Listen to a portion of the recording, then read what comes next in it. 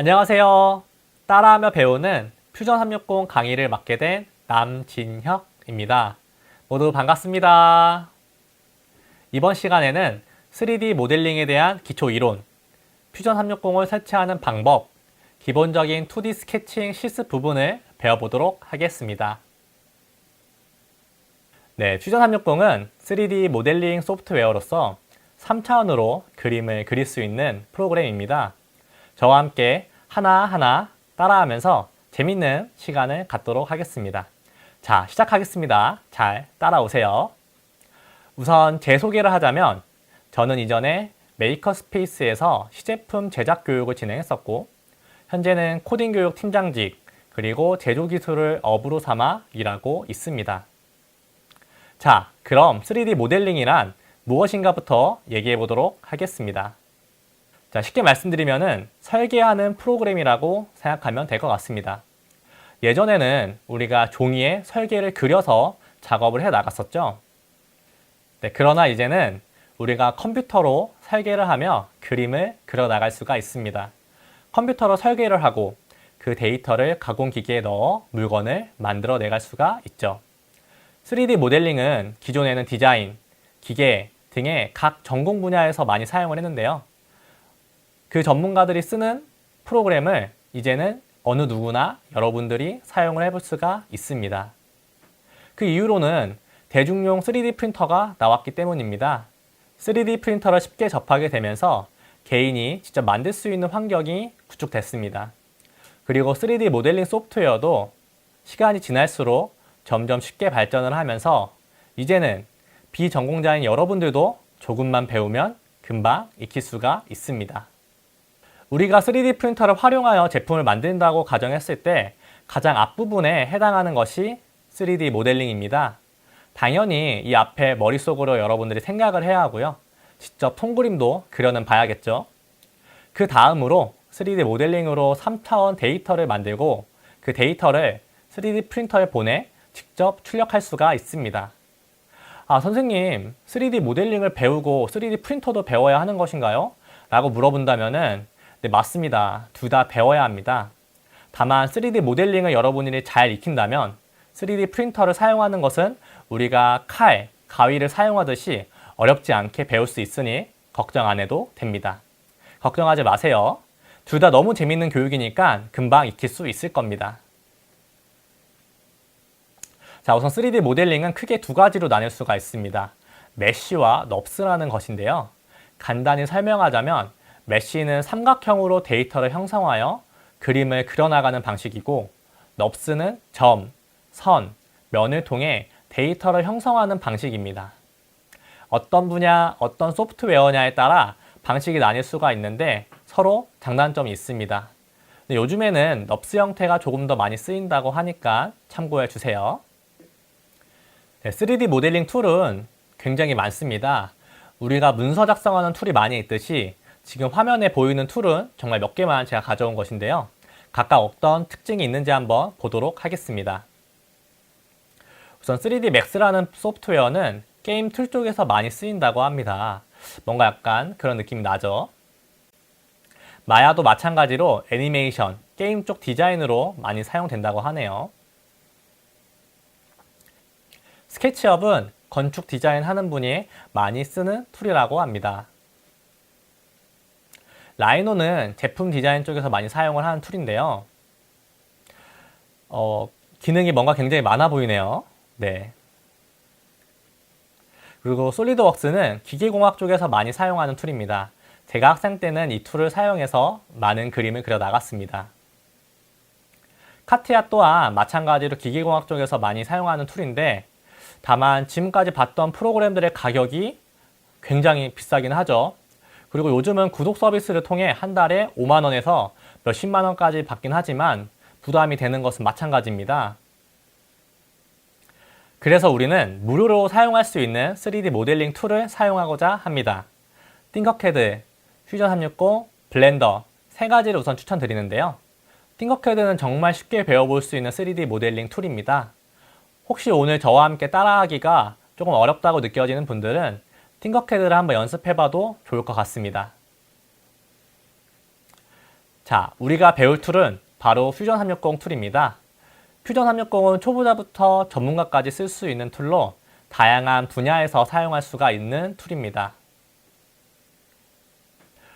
오늘 저와 함께 쉬운 기초부터 한번 배워보도록 하겠습니다.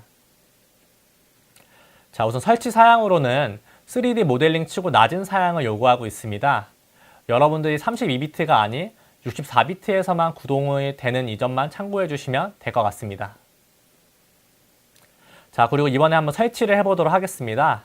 우선 구글로 들어가서 퓨전 360이라고 검색을 합니다. 그럼 첫 번째 광고 부분 말고 두 번째 퓨전 360 다운로드와 구매 가격이라고 나와 있는 문구가 있습니다. 그곳을 클릭해 주세요. 자, 그럼 들어가면 구독료를 내라고 하는 화면이 나옵니다.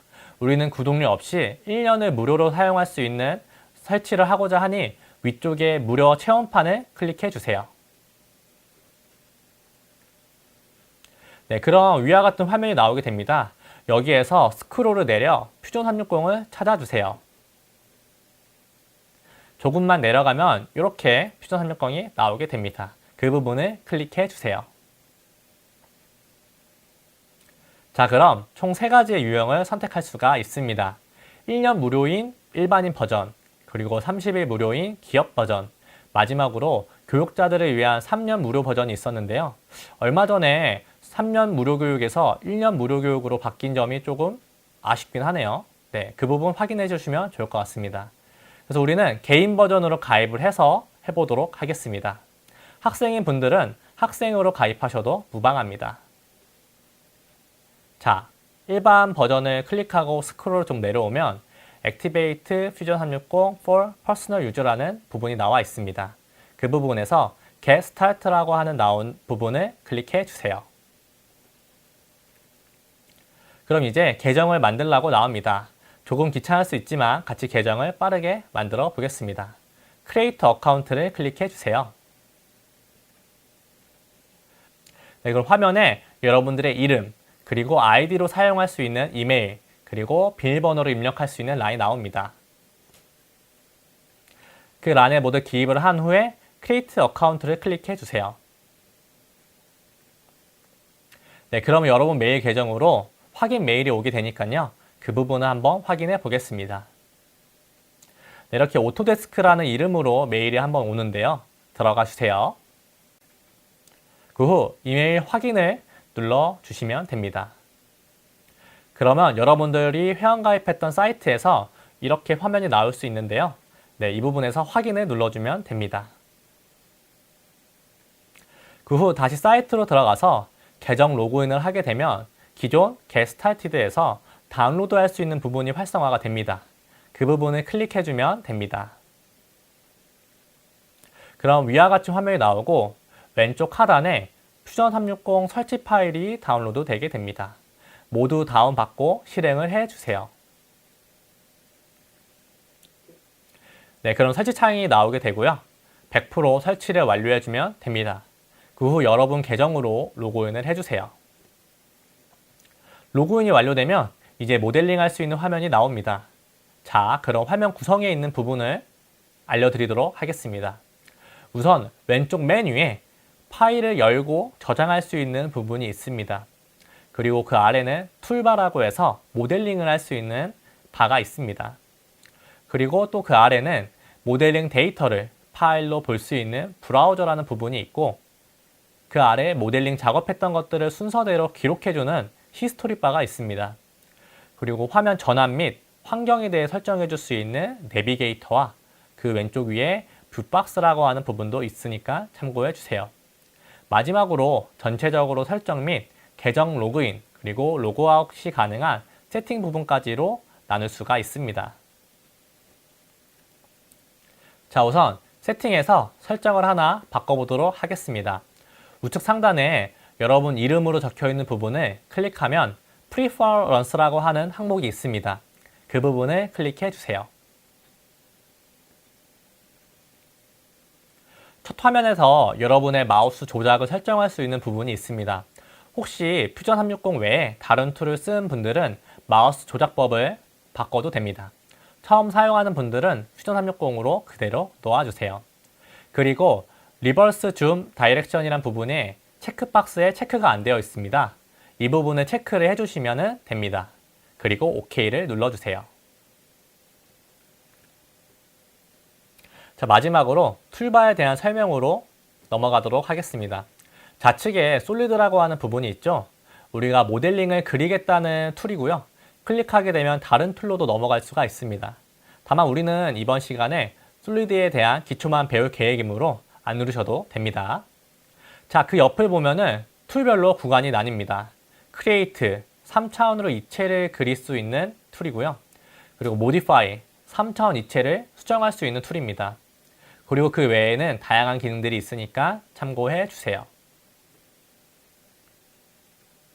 자, 그럼 이제 본격적으로 모델링을 시작하도록 하겠습니다. 자, 그럼 이제 실습을 해보도록 하겠습니다.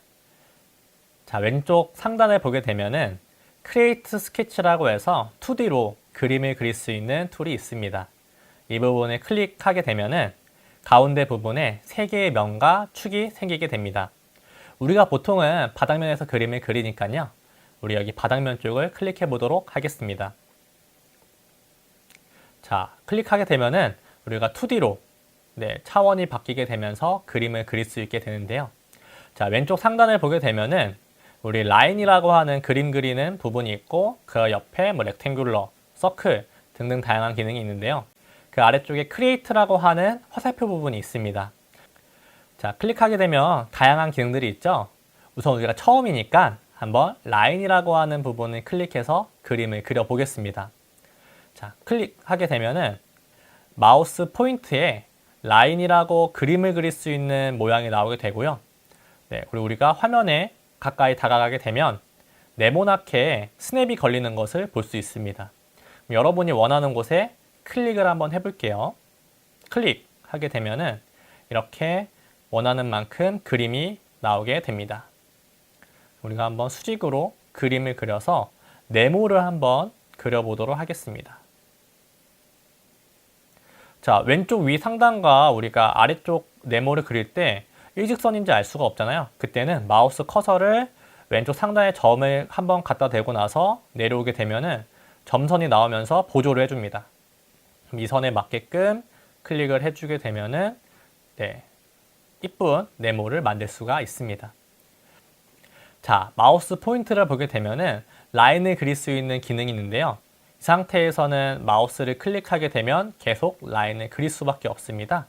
이때는 우리가 커서를 클릭한 다음에 ESC를 누르게 되면은 선 라인을 그릴 수 있는 기능을 끌 수가 있습니다. 한번 눌러 볼게요.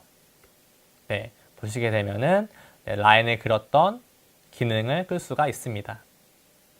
자, 이제는 마우스 사용 방법에 대해서 안내해 드리도록 하겠습니다. 확대 축소는 여러분이 알다시피 스크롤을 왔다 갔다 해주시면은 확대 축소가 가능합니다. 자, 이번에는 화면을 이동해 보도록 하겠습니다. 화면 이동하는 것은 판이라고 해서 마우스 휠을 클릭하게 되면은 손 모양이 나오면서 도면을 움직일 수가 있습니다.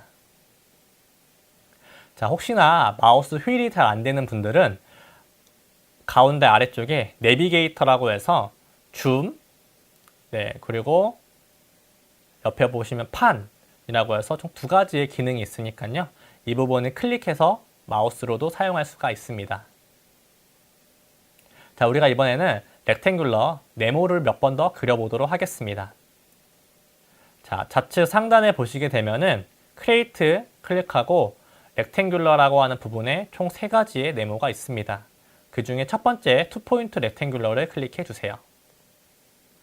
자, 그러면은 또 마우스 커서에는 네모를 그릴 수 있는 기능이 나와 있죠. 자, 여러분들이 네모를 그리고 싶은 부분에 클릭한 다음에 넓게 뻗쳐서 반대쪽에 대각선으로 마우스 커서를 클릭해 주세요. 자, 그럼 옆과 동일하게 네모가 만들어지게 됩니다. 자, 우리 우측에 스케치 팔레트라고 해서 렉탱귤러를 다른 2가지로 바꿔서 그림을 그릴 수가 있습니다. 그래서 다른 2가지도 한번 그림을 그려보도록 하겠습니다. 3포인트 렉탱귤러는 총 3개의 점을 찍어서 네모를 그릴 수가 있습니다. 그리고 센터 렉탱귤러는 가운데를 중점으로 해서 네모를 그려 나갈 수가 있습니다. 자, 이렇게 총 4가지의 네모가 만들어지게 됐는데요. 자, 가까이 보시게 되면은 네모마다 어떤 문양이 나와 있습니다. 자, 이 문양은 구속 조건이라고 해서 여러분들이 이 네모를 수정하기 위해서는 이런 구속 조건들을 지워줘야 할 때가 있습니다. 자, 왼쪽 위에 보시게 되면은 T자 모양으로 구속 조건이 걸려 있는 게 볼 수 있는데요. 이 구속 조건은 클릭한 다음에 딜리트 키를 누르면은 지울 수가 있습니다. 그리고 우측 상단도 한번 같이 지워 볼게요. 그 다음에 우측 상단에 있는 꼭지점을 클릭하게 되면은 변형이 일어나는 것을 알 수가 있습니다. 하지만 구속 조건에 달려있는 꼭지점을 클릭하게 돼서 움직이게 되면은 변형이 일어나지가 않죠. 그래서 이런 식으로 구속 조건을 활용해서 여러분이 그림을 그리는 부분에 조금 더 안전장치를 가해준다라고 생각해주면 될 것 같습니다. 자, 여기 T자는 직각을 이루는 부분이고요. 여기 선 모양은 여러분들이 직선을 만들어주는 부분입니다. 자, 이번에 우리가 동그라미를 그려볼 건데요. 자, 좌측 상단에 크리에이트를 클릭하게 되면은 서클이라는 부분에 총 5가지의 동그라미가 있습니다. 그 중에 우리는 센터 서클을 한번 그려보도록 하겠습니다.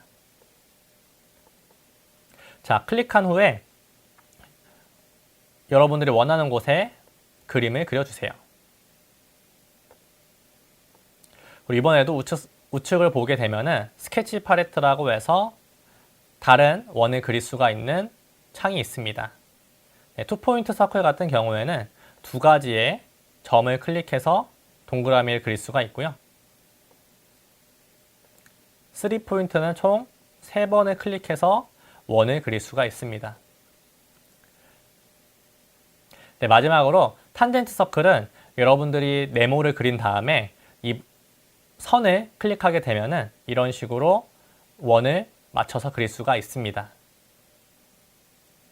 이때도 여러분들이 구속 조건이 걸린 것을 확인할 수가 있는데요. 자, 여러분들이 네모 안에 있는 동그라미를 수정하기 위해서는 구속 조건이 잡혀 있는 부분을 지워줘야 합니다. 그래서 한번 지워보도록 하겠습니다. 자, 이렇게 지우게 되면은 원을 이렇게 수정할 수가 있죠. 자, 이런 식으로 구속 조건이 잡혔을 때는 수정하기가 좀 어려운 부분이 있으니까 왜 수정이 안 되지? 라고 하는 분들은 구속 조건을 한번 잘 확인해 주세요. 자, 이번에는 스플라인이라고 해서 자유곡선을 한번 그려보도록 하겠습니다. 자, 크리에이트를 보게 되면은 좌측 하단에 스플라인이라고 해서 Fit Point Spline이라는 기능이 있습니다. 클릭하게 되면은 여러분들이 클릭하는 부분에 맞게끔 이쁜 곡선이 만들어지게 됩니다. 자, 이 부분에서 여러분들이 이 곡선 그리는 것을 끄기 위해서는 여기 체크하는 부분에 확인을 눌러주세요. 여기서 실수로 ESC를 누른 분들은 그렸던 곡선이 다 지워질 수가 있으니까 이 부분 조심해 주세요. 그리고 다시 ESC를 눌러서 기능을 끈 다음에 초록색 부분을 눌러주게 되면은 곡선을 수정할 수가 있습니다. 여러분들이 원하는 자유로운 그림을 그릴 수 있겠죠? 자, 그럼 이번에는 미러라는 기능을 사용해 보도록 하겠습니다. 자, 미러는 여러분들 알고 계시는 거울이 맞고요. 반대로 한쪽에 그렸던 오브젝트를 반대로 똑같이 그려주는 기능입니다. 우선은 미러를 그리기 위해서는 우리가 미러에 중심을 해줄 수 있는 선을 하나 그려줘야 합니다. 자, 라인을 클릭해서 여러분이 원하는 쪽에다가 가운데에 선을 하나 그려주세요. 길이는 무관하니까 편하게 그려주세요. 그 다음에 ESC로 선 그리는 부분의 기능을 꺼주면 됩니다. 자, 그 다음에 반대쪽에 우리가 아까 그렸던 동그라미를 한번 그려보도록 하겠습니다. 자, 그 다음 우리 크리에이트를 클릭하게 되면은 하단에 미러라고 하는 기능이 있습니다. 클릭하게 되면은 우리가 미러를 그리기 위해서 설정할 수 있는 창이 하나 나오게 됩니다. 우리는 이 창에 나와 있는 조건을 만족해주면은 이 미러라는 기능을 사용할 수가 있습니다. 자, 첫 번째, 오브젝트라고 하는 부분이 있죠. 오브젝트는 여러분들이 점 또는 선을 선택할 수 있는 항목인데요. 여러분들이 미러를 사용해서 반대로 넘기고 싶은 점 또는 선을 선택해주면 됩니다. 저는 여기 있는 원을 한번 넘겨보도록 할게요. 자, 원을 선택하게 되면은 여기 하나의 셀렉이 된 것을 확인할 수가 있습니다. 그 다음에는 미러 라인이라고 해서 우리가 어느 선을 중심으로 넘길지를 선택해주면 됩니다. 미러 라인 부분을 셀렉을 클릭한 다음에 중심선을 클릭해주게 되면 여러분들이 생각했던 모양의 미러가 활성화되는 것을 알 수 있습니다. 그 다음에 OK를 눌러주세요. 자, 그러면은 이 원점을 기준으로 여러분이 생각한 미러가 완성이 됩니다. 자, 만약 여러분들이 중심선을 옮기게 되면은 그에 맞게끔 오브젝트도 이동하게 되니까요. 참고해 주세요. 자, 이번에 우리가 서큘러 패턴에 대해서 배워보도록 하겠습니다. 자, 우선 여러분들이 또 여기 가운데 있는 원점 보이시나요? 네, 여기를 원점이라고 하는데요. 이 원점을 기준으로 해서 여러분이 또 마음에 드는 곳에 원 하나를 그려주세요. 자, 이후에 크리에이트를 가게 되면은 미러 아래에 서큘러 패턴이라고 하는 기능이 있습니다. 클릭하게 되면 미러와 함께 마찬가지로 서큘러 패턴을 사용할 수 있는 창이 나오는데요. 네, 처음에 오브젝트, 여러분들이 어떤 점 또는 선을 선택할지를 확인해서 클릭을 해주고요. 그 다음에 센터 포인트, 네, 미러 때는 라인이었죠. 이번에는 중심선을 선택할 수 있게끔 나옵니다. 자, 센터 포인트를 여러분들이 클릭한 다음에 가운데에 원점을 클릭하게 되면 그 점을 중심으로 여러분들이 선택한 오브젝트가 패턴화 되게 됩니다. 자, 아래쪽에 숫자 부분이 있는데요. 이 숫자를 바꾸게 되면은 그에 맞게끔 수에 맞게끔 패턴이 형성되게 됩니다. 그 다음 OK를 눌러주세요. 자, 이런 식으로 패턴화 할 수 있으니까 이쁜 다양한 문양들을 만들 수 있겠죠. 자, 이번에는 우리 렉탱귤러 패턴에 대해서 한번 배워보도록 하겠습니다. 이번에는 여러분들이 폴리곤이라고 해서 다각형을 한번 그려보도록 하겠습니다. 자, 폴리곤을 보게 되면은 다각형을 그릴 수가 있죠. 이 부분을 클릭한 뒤에 또 여러분이 원하는 곳에 그림을 그려주세요. 참고로 이 다각형 숫자를 바꾸게 되면은 여러분이 생각한 숫자에 맞는 다각형이 형성되니까요. 참고해 주세요. 그 다음에 확인을 OK를 눌러줍니다. 그 이후에 크리에이트를 누른 다음 아래쪽에 렉탱귤러 패턴을 클릭해 주세요. 자, 이번에도 마찬가지로 여러분들이 렉탱귤러 패턴 안에 나와 있는 항목들을 만족해 주면은 이 패턴을 사용할 수가 있습니다. 자, 오브젝트를 선택해 볼 건데요. 자, 하나하나 다 클릭하기 어렵기 때문에 드래그로 전부를 묶어주세요. 자, 방향을 보게 되면은 여러분들이 화살표를 보실 수가 있습니다. 이 부분을 클릭해서 늘려주게 되면은 그 방향으로 패턴이 형성됩니다. 또한 위아래로 형성할 수 있기 때문에 굉장히 많은 패턴을 만들어 볼 수가 있습니다. 네, 우측을 보게 되면은 수, 그리고 거리에 따라서 여러분이 원하는 문양을 그릴 수 있으니까 이 부분도 참고해 주세요. 자, 이렇게 스케치 기본 기능에 대해서 알아보았는데요. 이번에는 우리가 수치를 한번 변경해 보는 것에 대해서 배워보도록 하겠습니다. 아까 마찬가지로 네모를 클릭한 다음에 그림을 그려주세요. 자, 여기 보시게 되면은 숫자를 입력해서 수치를 기입할 수가 있죠. 저 같은 경우는 500ml에 300ml라고 하는 수치를 입력해 보도록 하겠습니다. 자, 확인하게 되면은 상단에 500, 300이라고 하는 수치가 나오게 되죠. 자, 이 부분을 더블 클릭하게 되면은 그 수치를 변경할 수가 있습니다. 한번 300으로 바꿔보도록 하겠습니다. 자, 처음에 우리가 수치를 입력하게 되면은 이런 식으로 수치가 나와서 변경할 수가 있는데요. 자, 수치를 처음부터 입력하지 않은 분들은요. 자, 이렇게 보시게 되면은 원을 클릭한 다음에 수치가 입력 안 되어 있습니다. 이 경우에는 우리 크리에이트를 클릭한 다음에 그 아래 스케치 디멘션이라는 부분이 있습니다. 이 기능을 클릭해 주세요. 네, 여러분들이 알고 싶은 오브젝트를 클릭 클릭한 다음에 다시 한번 클릭하게 되면은 여러분들이 원하는 수치로 바꿀 수 있는 창이 나오게 됩니다. 저는 200ml로 바꿔보도록 하겠습니다. 자, 그러면은 아까와 마찬가지로 수치 부분이 나오죠. 네, 이 부분에 더블 클릭하게 되면 여러분들이 또 앞에와 마찬가지로 수치를 변경할 수가 있습니다. 자, 이번에는 이 원을 지우고 모디파이에 대해서 한번 배워보도록 하겠습니다.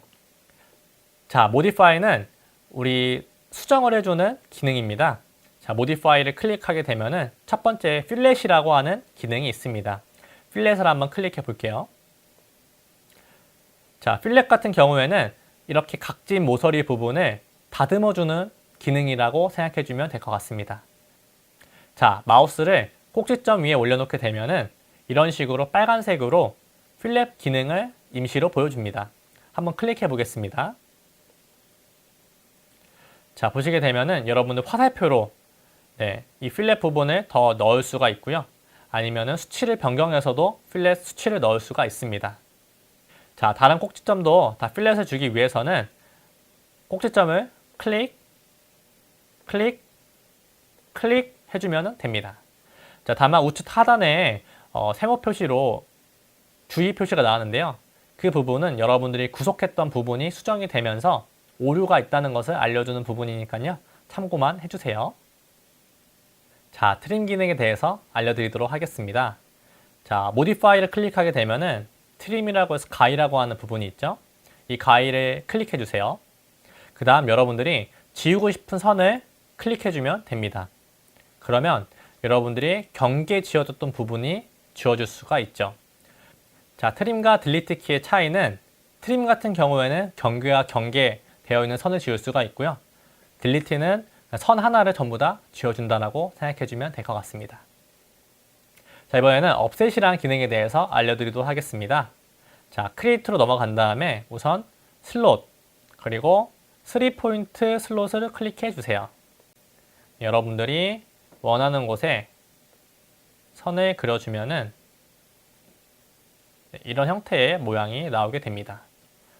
딱 봐도 뭔가 어려운 모양이죠? 자, 이 다음에 우리가 모디파이를 클릭하고 업셋이라는 기능을 클릭해서 활성화를 해보겠습니다.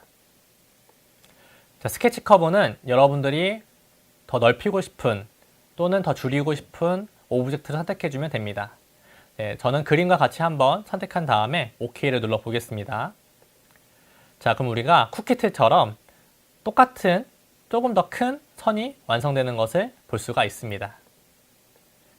네, 방금 말씀드린 것처럼 쿠키트 같이 똑같은 모양을 필요로 할 때 업셋이라는 기능을 많이 사용하니까요. 참고해 주세요. 네, 지금까지 3D 모델링에 대한 기초적인 이론과 실습을 학습해 보았습니다. 다음 시간에는 3D 모델링을 이용하여 이름표, 베드트레이, 전동 휠체어의 손잡이를 모델링 해보도록 하겠습니다. 모두 수고하셨습니다. 감사합니다.